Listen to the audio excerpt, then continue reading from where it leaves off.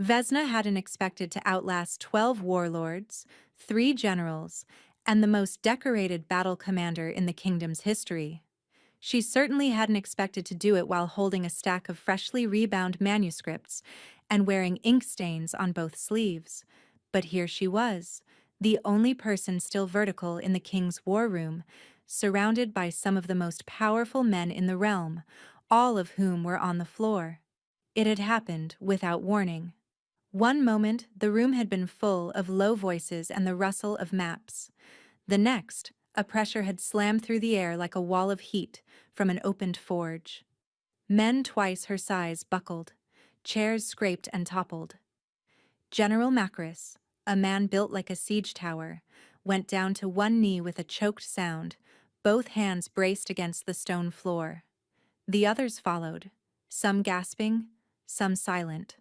All of them crumpling under a weight Vesna couldn't see or feel. She stood in the center of the chaos, blinking, her arms full of manuscripts, and thought very clearly, "Did I miss something?" The doors were still closed. No one had attacked. There was no smoke, no tremor in the stone, nothing to explain why a room full of battle-hardened wolves had just folded like paper in the rain. Then she saw the king. Jorvan Ashvane stood at the head of the long table, both hands pressed flat against the oak surface, his knuckles bone-white, his head bowed. The muscles in his forearms were rigid beneath rolled shirt sleeves, and a vein stood out along his temple like a fault line about to crack. He was shaking, not with weakness, with the effort of containment. Like a man trying to hold a door shut against a storm that wanted very badly to come inside. And he was staring directly at her. His eyes were wrong. That was the first thing she registered. Not the dark iron gray she'd glimpsed in passing from across courtyards and corridors, but something brighter, something that burned at the edges and pulsed with veins of amber in time, with an energy she could feel thrumming through the stone beneath her feet. They were not the eyes of a man. They were the eyes of something barely leashed. Vesna stood completely still.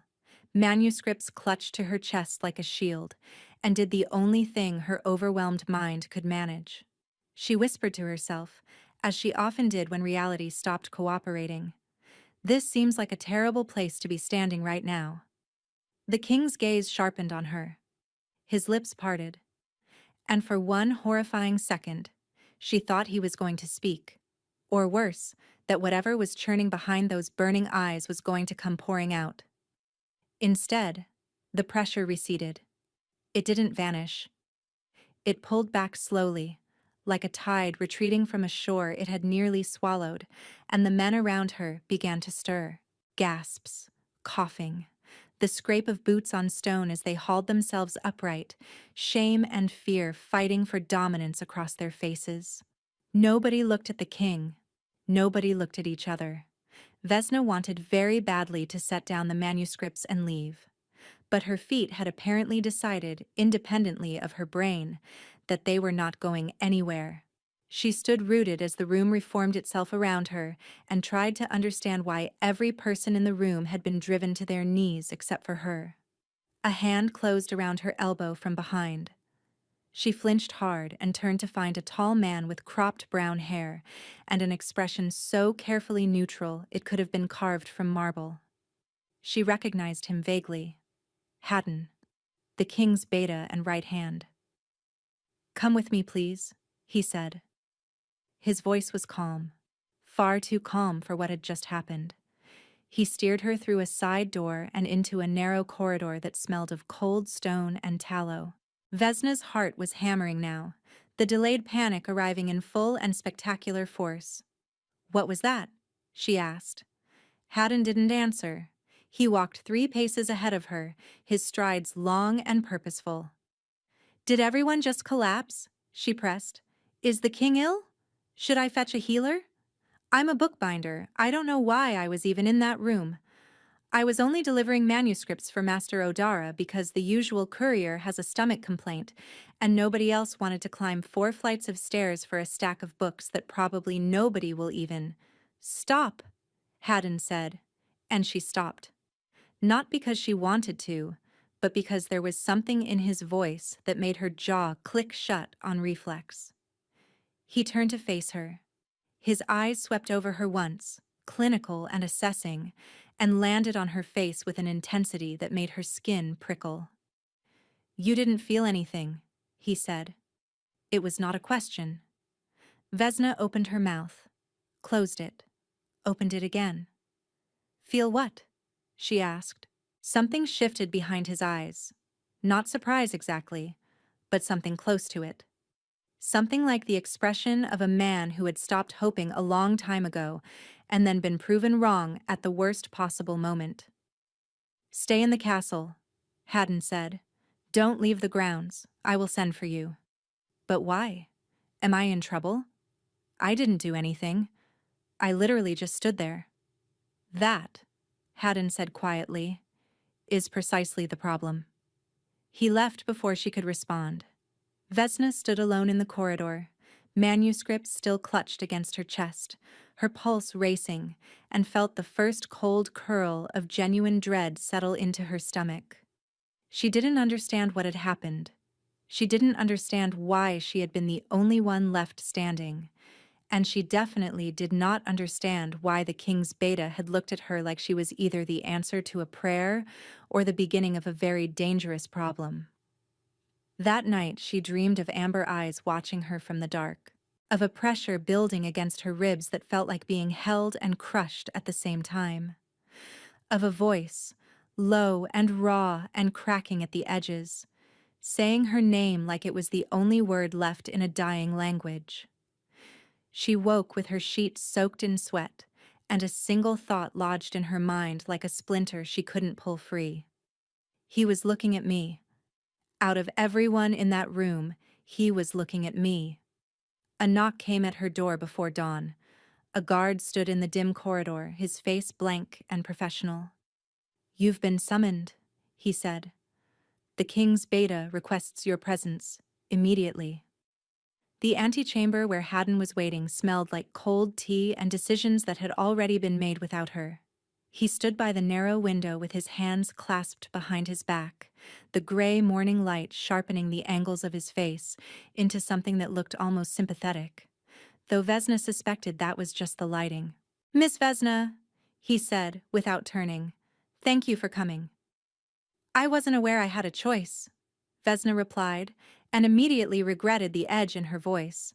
She was speaking to the beta of the realm. Bluntness was not a luxury available to bookbinders, but Haddon only turned and studied her with an expression she could not read. "You don't," he confirmed. "I have a request. Would you be willing to sit in a room with the king?" Vesna stared at him. "Sit in a room," she repeated. "That's all. No duties. No speaking unless spoken to. Simply sit." "Why?" The silence that followed was the kind of silence that answered questions by refusing to answer them. Haddon gestured toward the door, and she followed, because what else was she going to do? He led her through corridors she had never walked. The upper levels of the citadel, where the air tasted different, like polished wood and iron, and the faint metallic edge of something she couldn't name. It was quieter here. The bustle of servants and soldiers faded behind them, replaced by the kind of hush that only exists in places where power lives. They stopped at a heavy door banded with iron. Haddon pushed it open. The king's study was larger than the entire archive workshop where Vesna spent her days. Bookshelves lined 3 walls, though they were sparse, half-emptied, as if someone had cleared them in haste or in anger. A fire burned low in a stone hearth wide enough to stand in. Maps and reports were spread across a broad oak desk like the debris of a war still being fought on paper. And behind the desk, his head bent over a document, sat King Jorvin Ashvane. He did not look up when the door opened. He was writing, his hand moving in sharp, controlled strokes across a page, and the tension in his shoulders said that the act of writing required far more effort than it should. Vesna noticed the way his pen hesitated every few words, the way his jaw clenched and released in a steady, grinding rhythm, like a man chewing on pain he refused to spit out. "Here," Haddon murmured, guiding her to a chair against the far wall. Vesna sat. The wood creaked beneath her, startlingly loud in the silence. The king kept writing. She mouthed to Haddon, "Does he know I'm here?" The beta nodded once, his face giving away nothing, then positioned himself by the door like a stone carving that happened to breathe. Minutes crawled past. She pressed her palms flat against her thighs and tried to make herself small. Tried to do what she had spent her entire life perfecting. Being invisible. Being the kind of person rooms forgot about. Two advisors entered. They spoke in low, careful tones about border disputes and grain levies, and the king listened without looking up, asking questions in a voice that was lower and rougher than she'd expected. Each time he spoke, Vesna felt something behind her ribs catch, a small snag, like thread pulled against a nail. She couldn't have explained why. 10 minutes passed, then 20. The advisors argued about taxation rights on river commerce. The king made a note in the margin of a report. Then his pen paused. Vesna watched his hand, watched the slight tremor run through his fingers, a vibration that traveled up his wrist and into his forearm like something trying to rattle its way out. She saw his knuckles whiten around the pen, saw the muscle jump along his jaw. "Not now," she heard him mutter, so quietly she wasn't sure anyone else had caught it. The tremor built. She felt a faint ripple in the air, a pressure that pressed against her eardrums like the moment before thunder. Then it stopped. Just stopped. Like a wave that had reared up and then thought better of crashing. His hand steadied. His breathing evened. He resumed writing, and the advisors continued their debate as though nothing at all had happened. But Haddon noticed. Vesna saw the beta's gaze snap to the king, then to her, then back to the king.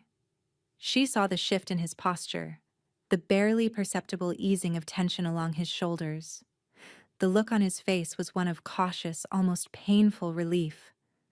Like a man who had been bracing for a blow every single day and had just, for the first time, watched it fail to land. 20 more minutes passed, then an hour. No surge, no collapse. The tremors came and went in small waves, but nothing like the devastating force from the war room. Something about her presence was holding it back. When the advisors left, Haddon crossed to the king's desk. They spoke in voices too low for Vesna to hear. She caught fragments. Stable. Duration. Unprecedented. Then the king's gaze lifted. It swept the room, found her, and held. The weight of his attention was a physical thing. Not the crushing force from the war room, nothing that hurt or drove her down, but undeniable all the same. Like standing in a shaft of sunlight so concentrated it turned the air thick. She looked back because she didn't know what else to do. He looked exhausted. The hollows beneath his eyes were deep enough to hold shadows. He was striking in the way that cliffs were striking. Something immense being worn down by forces too vast to fight. That went well, Vesna muttered under her breath, and then froze, because she realized she had said it out loud. The king's eyebrow twitched. He looked at Haddon. Haddon looked at the ceiling. "You may go," the beta said, guiding her toward the door with a hand that was almost gentle. She made it halfway down the corridor before his footsteps caught up. "Same arrangement," Haddon said. "Every morning, every afternoon council session, every evening." Vesna turned to face him, her stomach sinking. "Every? You mean every day?" "Until further notice." "But I have work. The archives. Master Odara needs me to finish rebinding the Thessaly Codex by the end of the month. I have 17 repair orders piled on my workbench, and the Eastern Collection has silverfish damage that—" "Those have been reassigned," Haddon said. Vesna's mouth opened, closed. The corridor felt suddenly narrow, the walls pressing in. "Miss Vesna," Haddon said, and his voice softened by exactly 1 degree, which from him felt almost gentle. "The king's condition is not common knowledge. What you witnessed yesterday, what you experienced today, it stays between us. Is that understood? I understand, she whispered. Haddon studied her for a moment, then nodded. One more thing, he said. The king has requested a private audience with you. This evening. His personal chambers. Sunset. Vesna's heart hit the stone floor beneath her feet. His personal what? She managed. But Haddon was already walking away, his boots echoing off the walls and leaving her standing alone with a mouth full of questions and a stomach full of dread. Vesna went straight to Odara. The head archivist was exactly where she always was, seated at the great work table in the archive's lower level, surrounded by towers of manuscripts and the warm smell of old paper. Odara was 73 years old and sharp as a blade. She had found Vesna as an infant, abandoned between two shelves with no name and no note, and had raised her as her own. She was the closest thing to a mother Vesna had ever known. Sit down, Odara said without looking up from the manuscript she was examining. You look like you've swallowed a hornet. I need to tell you something, Vesna said, closing the door behind her. About the king. Odara's pen stopped. She looked up, her dark eyes sharp beneath heavy brows. Vesna told her everything. The war room surge, standing alone while everyone crumpled, the experiment in the king's study, the way the tremors stalled in her presence. When she finished, Odara was quiet for a long time. I was wondering when someone would come to me about this, the old woman said at last. Vesna blinked. You knew? I know things, child. I've worked in this citadel for 51 years. The king's private meetings have been getting shorter, his public appearances fewer. The court healers have been ordering herbs in quantities that suggest something far worse than battle fatigue. Odara set her pen down. The king is dying, Vesna. The word dropped between them like a stone into still water. Dying, Vesna repeated, and her voice sounded hollow, even to herself. His power is consuming him, Odara continued. It has been growing since the siege at Kareth Pass. Something happened there, and very few people alive know what. But the force inside him is more than one body should hold. Every surge strips something away that doesn't come back. She paused. The court healers give him 6 months. Perhaps less. Vesna's chest constricted. But today, in his study, it didn't happen. He had tremors, but the surge never broke through. Because you were there, Odara said. Simply, like it was the most obvious thing in the world. Vesna shook her head. That doesn't make sense. I'm a bookbinder. I mend old spines and press damaged pages. I'm nobody. You are not nobody. Odara's voice cut like a blade drawn across parchment. You have never been nobody, no matter how many years you have spent trying to convince yourself otherwise. She held Vesna's gaze until Vesna looked away. I don't understand why I'm different, Vesna whispered. Neither do I, Odara admitted. But the fact remains, you stood when everyone else fell. And that boy on the throne, that exhausted, crumbling boy who has been holding himself together with nothing but stubbornness and pride, he noticed. Vesna didn't correct her for calling the Alpha King a boy. Odara would call the gods themselves children if she thought they were being foolish. What do I do? Vesna asked. You do what you have always done. You show up. You stay steady. You keep your eyes open.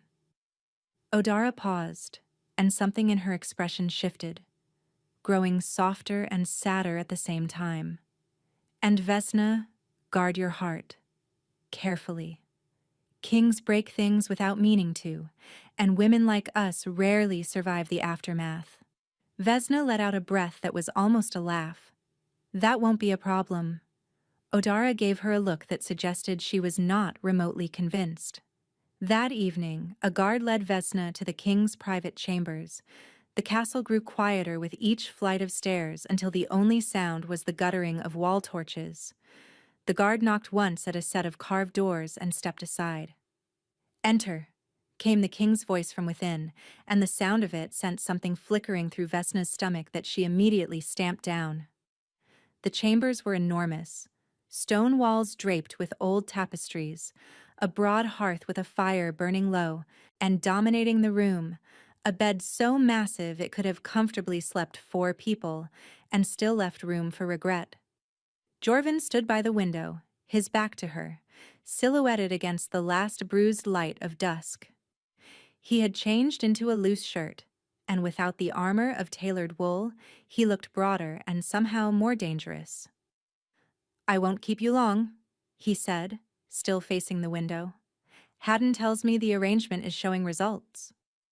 "If by results you mean nothing exploded and nobody passed out, then yes," Vesna murmured. She had meant it only for herself. But the room was quiet and sound carried. Jorvin turned and something moved behind his eyes. Not amusement.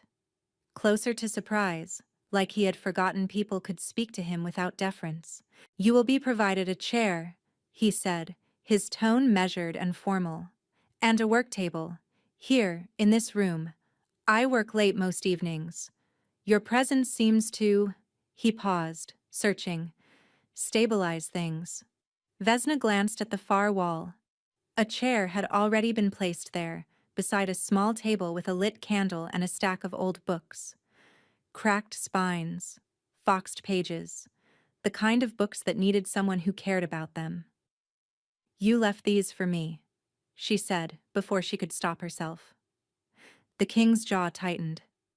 Those were already there. They were not. The dust patterns made that obvious. But Vesna pressed her lips together against the smile threatening to escape and said nothing. She sat. He returned to his desk, and the evening stretched out between them, filled with the scratch of his pen, the pop of embers, and a silence that should have been uncomfortable, but somehow was not. Vesna opened one of the books, a history of the eastern provinces, old and beautifully lettered, with marginal annotations in a hand she did not recognize. She ran her fingers along the damaged spine, assessing the deterioration out of pure instinct, and began to read. At some point she realized the scratching of his pen had stopped. She glanced up. Jorvin was watching her. His pen rested motionless on the page, and his expression was caught between something guarded and something almost soft. The firelight threw warm copper across the sharp angles of his face, and she noticed for the first time how young he looked beneath the exhaustion. How human. "The binding on this one is cracked through," she said, holding up the book. "The front board is barely attached. I can fix it, if you would like." He blinked, as though the offer had caught him off guard. "You don't have to do that." "I want to. It's what I do." A pause settled between them. Then, quietly, "Thank you." It was the first time he had spoken to her like she was a person and not a piece of medical equipment. Vesna nodded, tucked the book against her lap, and pretended that the warmth expanding beneath her ribs was absolutely nothing to worry about. She returned every evening after that. A rhythm formed, fragile and strange. She sat in her chair with her borrowed books and her mending tools while the king worked at his desk, and neither of them acknowledged the absurdity of it. The Alpha King and the bookbinder, spending their nights in silence like 2 people who had somehow always known each other. His tremors came and went. She learned their language, the stiffening of his shoulders before a wave, the way his pen would hover as if the words had fled. Each time the tremor crested and broke apart, smaller than the last. She never mentioned it. He never acknowledged it. But on the 3rd evening she found a new candle on her table. Beeswax. Expensive. "You left me another candle," she said. "I did not," the king replied, without looking up. On the 4th evening there was a cushion on her chair, deep green, embroidered at the edges. "This cushion is new," Vesna observed. "It has always been there," said the king. On the 5th evening she arrived to find a pot of tea steeping on her table, still hot, with a cup set beside it and a small dish of honey. Vesna looked at the tea, looked at the king. He was bent over his reports, radiating an intensity of concentration that was, she suspected, entirely fabricated. "Your Majesty," she said. "Hmm," he replied, not looking up. "The tea." "What tea?" Vesna bit the inside of her cheek hard and poured herself a cup. She was halfway through her second cup when his voice cut through the quiet. "Do you always talk to yourself?" he asked. Still not looking up, Vesna froze. "I don't talk to myself." "You have been narrating your opinions about that book under your breath for 20 minutes, he said. "You called the author a pompous goat with a gift for saying nothing beautifully." Vesna wanted the floor to open up and swallow her. "I didn't realize you could hear me. I can hear everything in this room." "Everything?" "Everything." Vesna set down her teacup with great care and made a solemn internal vow to never speak again. The vow lasted approximately 4 minutes before she muttered something scathing about a misattributed footnote, and the king exhaled through his nose in a way that sounded suspiciously and unmistakably like a suppressed laugh. Something cracked open in her chest at that sound, something warm and dangerous that she immediately tried to wall back up.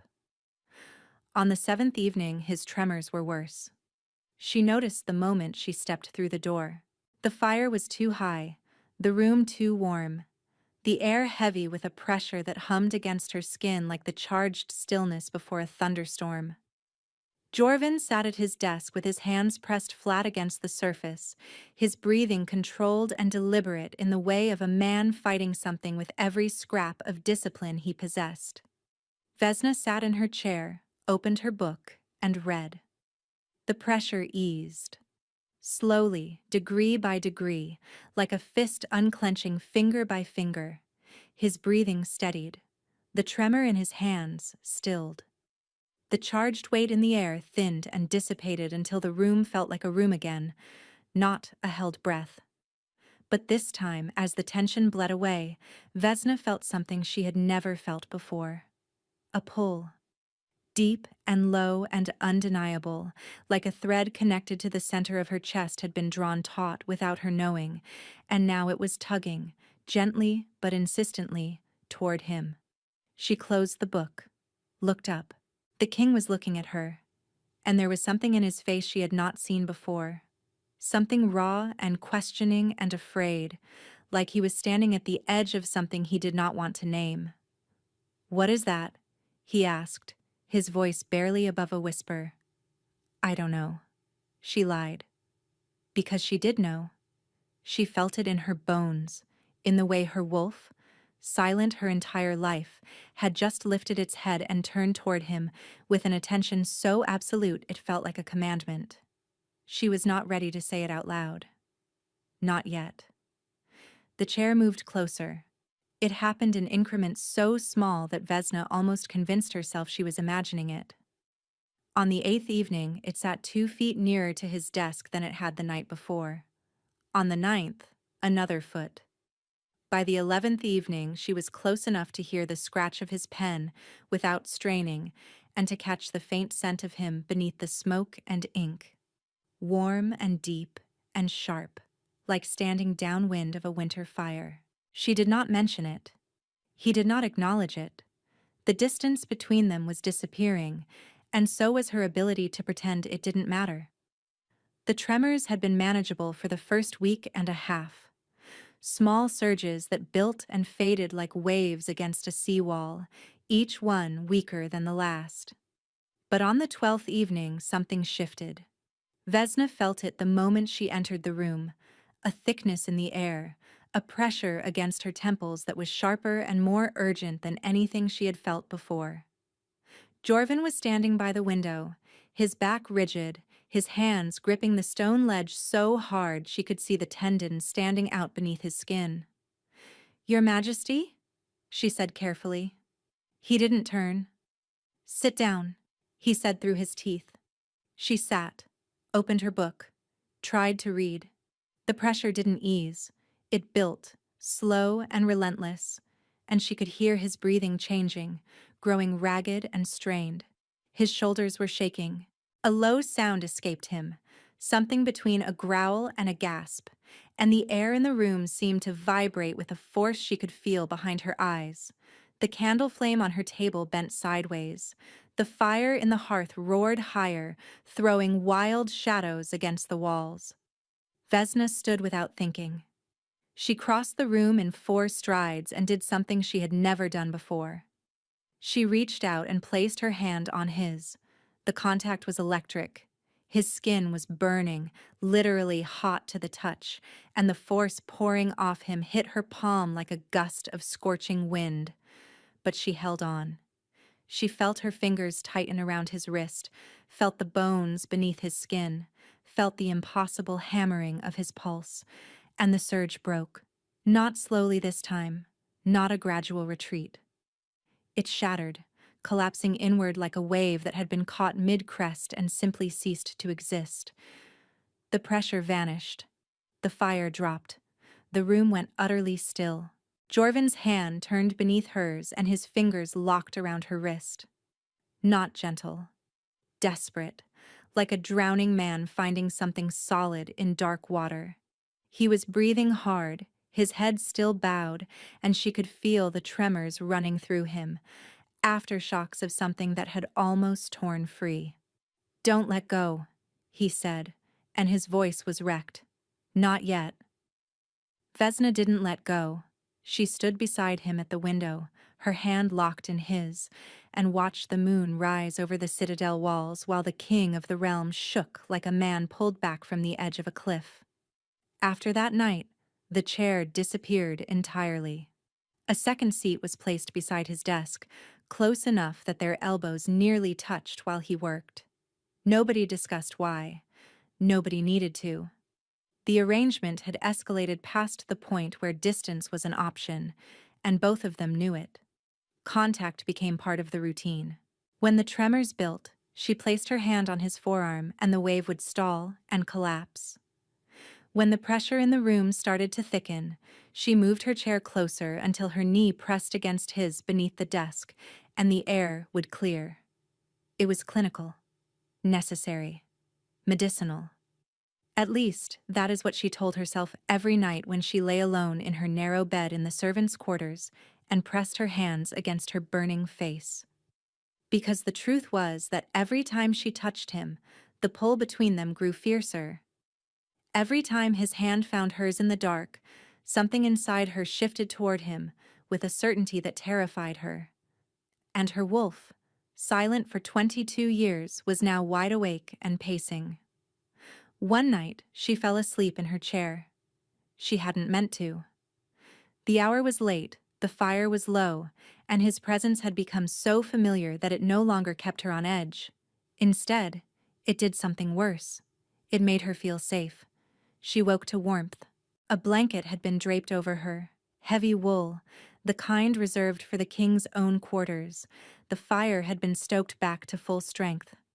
And Jorvin was asleep at his desk, his head resting on his folded arms, his face turned toward her. He looked peaceful, truly peaceful, in a way she had never seen while he was awake. The hard lines of his face had softened, and his breathing was deep and even and steady. He looked younger. He looked like someone who had finally, after a very long time, stopped fighting. Vesna watched him for a long moment, something aching and complicated moving through her chest. Before she could stop herself, she reached out and brushed a strand of dark hair from his forehead. The moment her fingers touched his skin, the world cracked open. It lasted less than a second. A flash, bright and violent behind her eyes, of a landscape she had never seen. Vast and frozen. A plain of black ice stretching in every direction beneath a sky that pulsed with sickly amber light. And in the center, something moved. Something looked at her. Something with eyes like burning coal that radiated an intelligence so cold and patient it stopped her breath. Vesna snatched her hand back. Her heart was slamming against her ribs. Jorvin stirred, his breathing hitched, but he didn't wake. Vesna stared at him, her hand trembling in her lap, and felt the first real thread of terror weave itself into the fabric of everything she thought she understood. Because whatever was wrong with the king, it was not just power spiraling out of control. There was something alive inside him. And it had seen her. The surges got worse. Over the next 3 days, the intervals between episodes shortened and the intensity climbed. Where once the tremors came every few hours, they now came every 40 minutes. Where once her touch dissolved them like mist, she now had to hold on longer, press harder, stay closer. It was working, but barely, like bailing water from a boat with a crack that kept widening. The court healers were alarmed. Vesna heard fragments through closed doors. Accelerating. Unprecedented rate of decline. We may have weeks, not months. She pressed her back against the corridor wall and tried to breathe through the weight crushing her chest. On the fourth morning, it happened. Jorvin was in the council chamber, surrounded by advisors and military commanders. Vesna sat in her usual chair against the wall, close enough to intervene if a tremor built, far enough to maintain the threadbare fiction that she was merely a court attendant. The discussion concerned troop movements along the western border. Jorvin was speaking, his voice low and controlled, when his words simply stopped. Mid-sentence, like someone had reached inside him and pulled a lever. Vesna saw it happen in his eyes first. The iron gray bled away, replaced by that terrible pulsing amber. The muscles in his neck corded tight. His hands, flat on the table, began to shake, and the oak surface beneath them groaned and splintered as though an invisible weight was being driven down through his palms. The pressure hit the room like a wall. Men collapsed, chairs overturned. Commander Aldrich, the largest man in the room, dropped to both knees with a sound like a wounded animal. The air itself seemed to compress and distort, bending the candlelight into strange angles. Vesna was already moving. She crossed the room in 5 strides, seized the king by both arms and held on with everything she had. The world tore apart. One moment she was standing in the council chamber, her fingers digging into the fabric of his sleeves. The next, she was somewhere else. Entirely. Cold. That was the first thing. A cold so absolute it felt less like temperature and more like the absence of anything warm that had ever existed. Vesna stood on a plain of black ice that stretched in every direction beneath a sky choked with amber light. The silence was total, suffocating, a dead stillness that belonged to places where sound itself had been forbidden. "Jorvin," she called out, and her voice fell flat against the ice like a stone dropped into mud. She found him 30 paces ahead, on his knees before a massive structure of frozen crystal that rose from the ice like a cathedral made of grief. It was a cage. The walls were translucent, thick as castle stone but clear as glass, and inside she could see 2 shapes. Wolves. One was enormous, silver white, its body curled protectively around itself. Its chest rose and fell in shallow, labored breaths, and patches of its fur had gone dark and brittle, like frost-burned leaves. It was dying. She knew it the way she knew her own heartbeat. This was Jorvin's wolf. This was him. The other was wrong. It was larger than the first and darker than anything she had ever seen, a shadow given muscle and teeth and terrible purpose. Its fur absorbed light rather than reflecting it, and its eyes, those awful amber eyes, burned with a hunger that had nothing to do with appetite and everything to do with consumption. It was wrapped around Jorvin's wolf like a parasite, its body pressed against the silver one, and where their fur touched, the silver was turning black. It was eating him, absorbing him, swallowing him inch by inch from the inside out. Vesna slammed her palms against the ice cage. "Stop! Get away from him!" The dark wolf's head lifted. It turned to face her with a slowness that spoke of absolute confidence, absolute patience, and it smiled. Not a snarl, not a threat display, a smile, with too many teeth, and too much intelligence behind eyes that had been waiting for her. Vesna screamed. She hit the council chamber floor with a crack that she felt in her teeth. The ceiling swam above her, candlelight and stone spinning in lazy circles. Hands were lifting her. Haddon's face appeared, tight with controlled panic. "What happened?" the beta demanded. Vesna's mouth moved, but the words wouldn't come. She could still feel the cold, could still see those amber eyes, could still feel the patient, calculating hunger behind them. "The king," she managed. "He's unconscious but stable," Haddon said. "What did you see?" Vesna looked at the beta and made a decision that felt like stepping off a cliff. She told him some of it. The ice, the two wolves, the one consuming the other. But she did not tell him about the smile. She did not tell him that the thing inside the king wasn't just a disease or a curse or a complication from the war. It was awake. It was intelligent. And now it knew exactly who she was. That night, alone in her narrow bed in the servants' quarters, Vesna lay staring at the ceiling and trying to convince her body to stop shaking. Then she heard it. A whisper. Low and intimate and impossibly close, like lips pressed against her ear. A single word in a voice she had never heard before, a voice that sounded like cracking ice and smoldering ash and the slow, patient turning of something ancient. Her name. Vesna. She sat up in the dark, her heart pounding, her hands fisted in the sheets. The room was empty. The corridor outside was silent. Nothing moved. But the whisper lingered in the air like smoke. And she knew, with a certainty that settled into her bones like winter, that the thing inside Jorvin had just reached out and touched her mind. The whisper did not stop. It came at odd hours, slipping in during moments when her guard was down, while she was mending a book and her thoughts drifted, while she was walking the corridors and passed through a shaft of cold air, while she sat beside Jorvin in the evening and his hand found hers in the dark. Always the same voice, that patient, frost-edged murmur, and always the same message dressed in different words. You are not enough. Not in those exact words. It was subtler than that.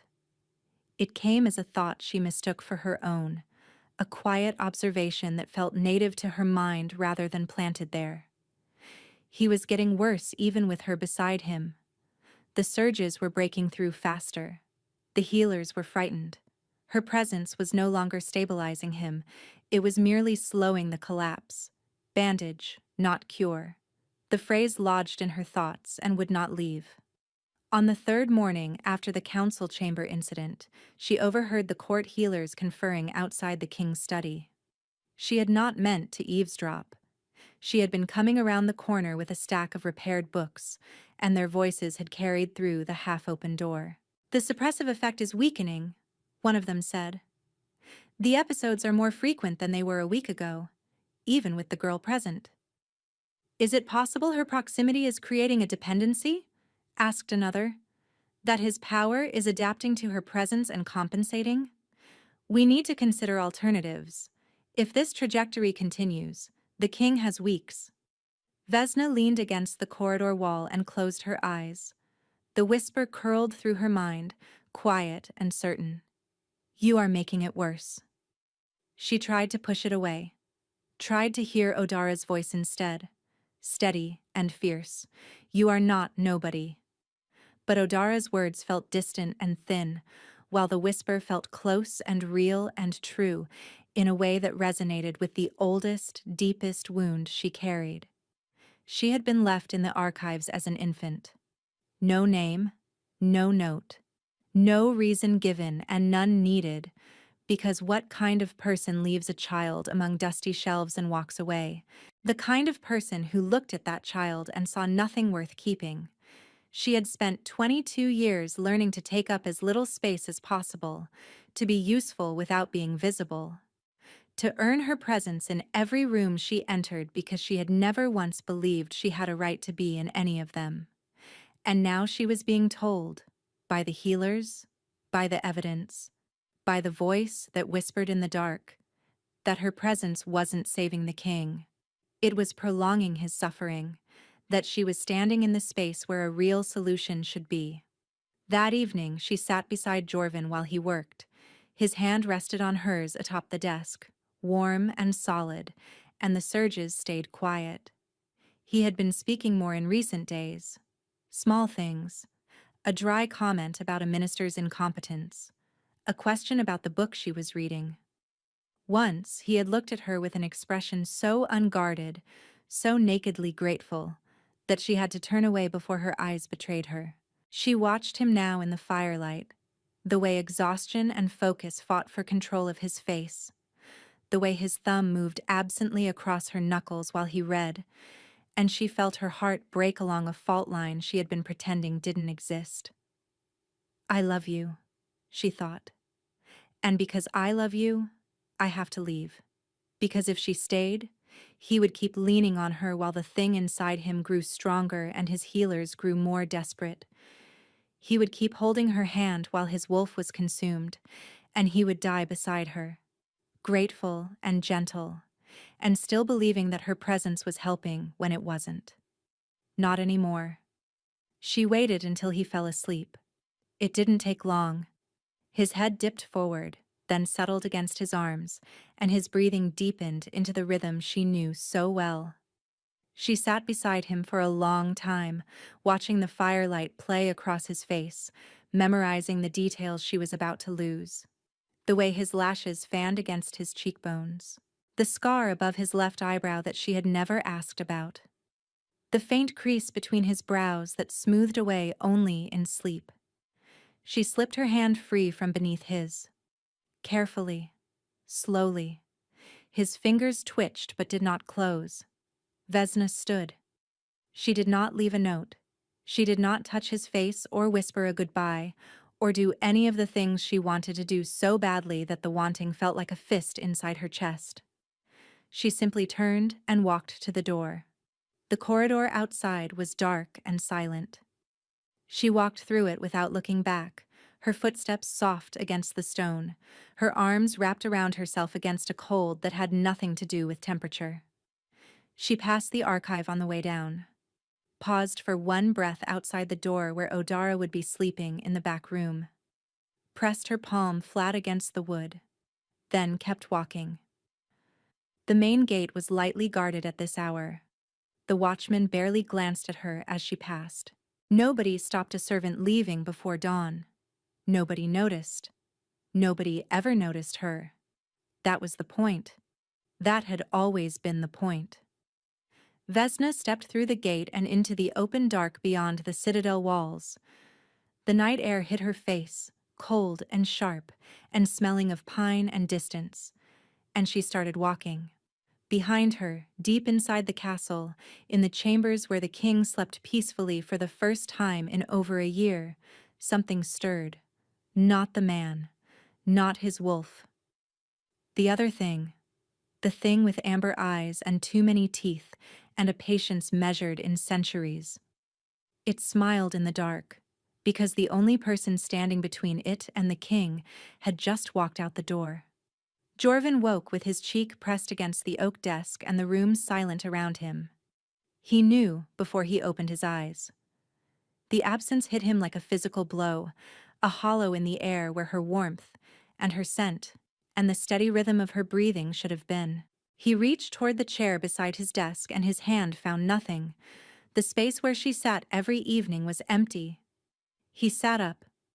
The fire had burned to ash. The chair beside his desk was empty. Her mending tools still sat on the table, exactly where she had left them. The book she had been reading, the insufferable trade history she had been quietly eviscerating under her breath for 3 days, lay closed on the arm of the chair. She had left it open the night before. She was gone. The surge that followed was not like the others. The others had been the enemy pressing outward, testing the walls of his control. This one came from him. From the wolf. From the man. From every part of himself that had spent the last 3 weeks learning what it felt like to not be alone and was now being asked to survive the removal of that knowledge.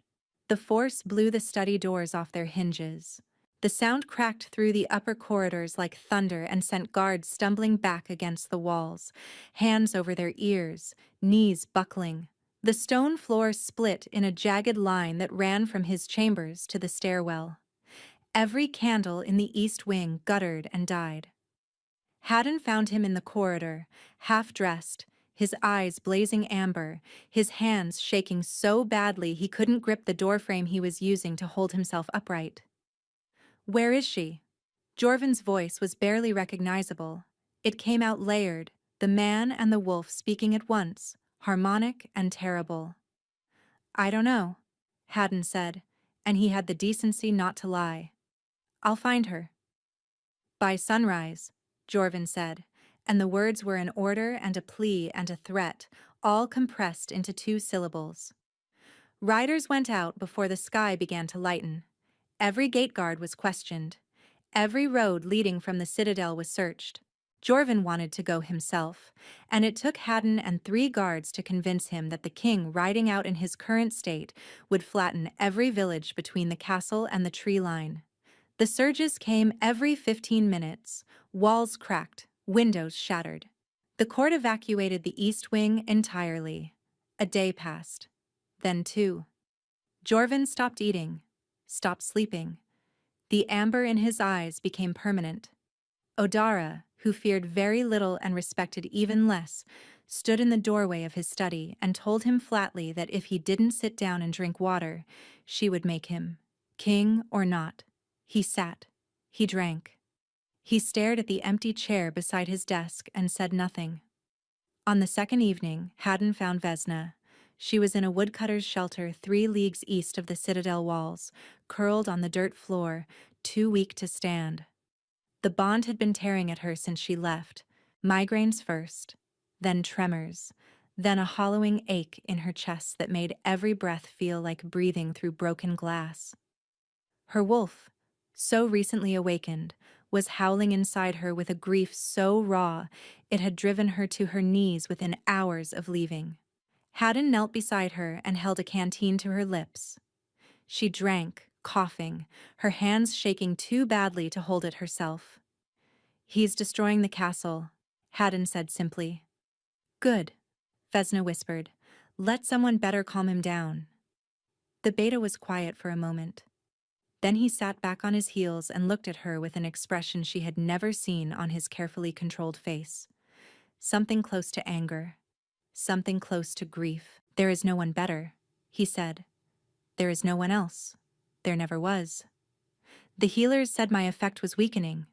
They said he was getting worse." "He was getting worse because the thing inside him was growing," Haddon replied. "Not because of you. Because of Drevnik." The name landed like a stone. Vesna stared at him. "Who?" Haddon told her. He told her about Kareth Pass, about the siege that ended a war and broke the king who won it. About the enemy Alpha, Drevnik, a man who had once been reasonable, who had once sat across a negotiation table and spoken of peace, before pride and paranoia on both sides had turned diplomacy into bloodshed. He told her about the single combat. Jorvin had challenged Drevnik to end the siege without more civilian casualties. He had won. But as Drevnik died, pinned and bleeding and aware that his pack was lost, he had done something that no Alpha had done in living memory. He had forced the entirety of his power through the death bite. A deliberate act of war fought with the last weapon he had, his own dying essence, poured into the man who had killed him. Drevnik's consciousness survived inside Jorvin, Haddon said. His power, his will, his hatred, all of it. It's been growing ever since, feeding on Jorvin's guilt, using it as fuel. The king blames himself for every life lost at Kareth Pass, for every alternative he didn't pursue, for every person who died because he chose the sword instead of the table. Haddon paused. And Drevnik feeds on that guilt the way fire feeds on dry wood. Vesna pressed her fists against her eyes. "The whisper," she said, her voice cracking. "In my head, telling me I wasn't enough." "It was him," Haddon confirmed. Drevnik wanted you gone. You were the only thing standing between him and complete control. The realization hit her like cold water to the face. She hadn't left because she was brave. She hadn't left because she was selfless. She had left because the thing destroying Jorvin from the inside had reached into her mind and pressed on the oldest, deepest wound she carried, and she had believed it without question. Because it was easy to believe. Because she had been believing it her whole life. Vesna pressed her palms flat against the dirt floor and pushed herself upright. "Take me back," she said. Haddon studied her. "You understand what you're walking into." "Take me back," she repeated. "Now." The citadel was a ruin of fractured stone and fear. Vesna felt the damage before she saw it. The pressure in the air hit her half a league out, a low vibration that buzzed in her teeth and trembled in the ground beneath the horses' hooves. By the time they reached the main gate, the guards were standing at a distance, their faces drawn, unable to approach the entrance without being driven to their knees. Vesna dismounted and walked through the gate alone. Inside, the corridors were empty. Cracks ran through the walls like black veins. Torches had been knocked from their brackets. The air was thick and electric and wrong, saturated with a force that pressed against her skin from every direction. She felt none of it. She climbed the stairs to his chambers. Each step brought the pressure higher, denser, until the air itself seemed to hum with barely contained violence. By the third flight she could hear him. Not words. A sound. Low and continuous and agonized. The sound of a man and a wolf fighting for survival in the same body and losing. The door to his chambers was gone. Blown from its frame. Vesna stepped through. Jorvin was on the floor in the center of the room, on his hands and knees, his body flickering between forms. His hands were claws, then fingers, then claws again. His spine arched and twisted. The amber in his eyes was so bright it cast light across the stone floor like a lantern, and the sound coming from his throat was continuous, a growl and a scream and a sob woven together into something that was barely human. "Jorvin," she said. His head snapped toward her. The amber flared. For one terrible second she didn't recognize anything behind those eyes. Then something shifted. A flicker. A spark of iron gray fighting through the burning amber like a single star through storm clouds. "Vesna," he said, and her name came out broken and desperate and relieved, and it was the most beautiful sound she had ever heard.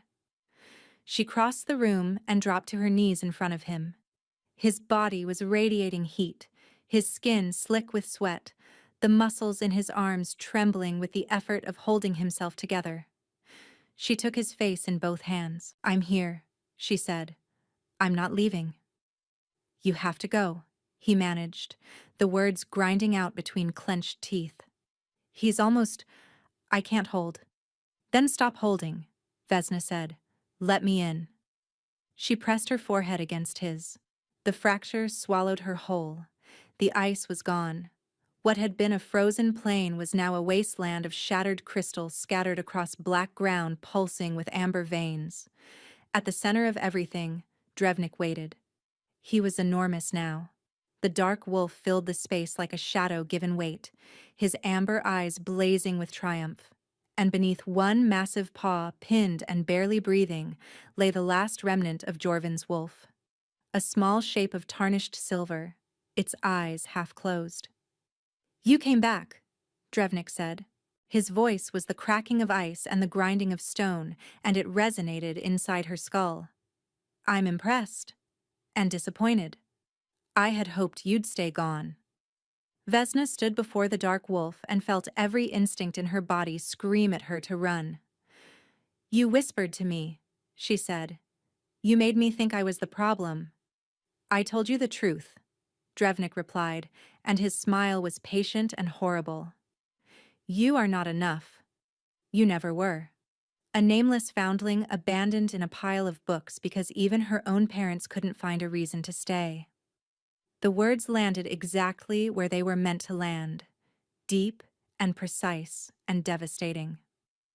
You couldn't hold on to the people who made you. What makes you think you can hold on to him? Vesna's breath shuddered. The wound was old and deep, and it still bled when pressed. She felt the familiar rush of shame, the instinct to shrink, to fold inward, to take up less space. Then she stopped. She looked at the dark wolf with his stolen power and his calculated cruelty. She looked at the silver wolf pinned beneath his paw, barely alive, still fighting.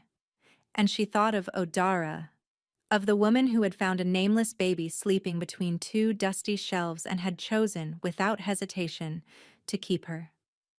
"My parents left me," Vesna said, and her voice shook, but it held. "I don't know why. Maybe I'll never know.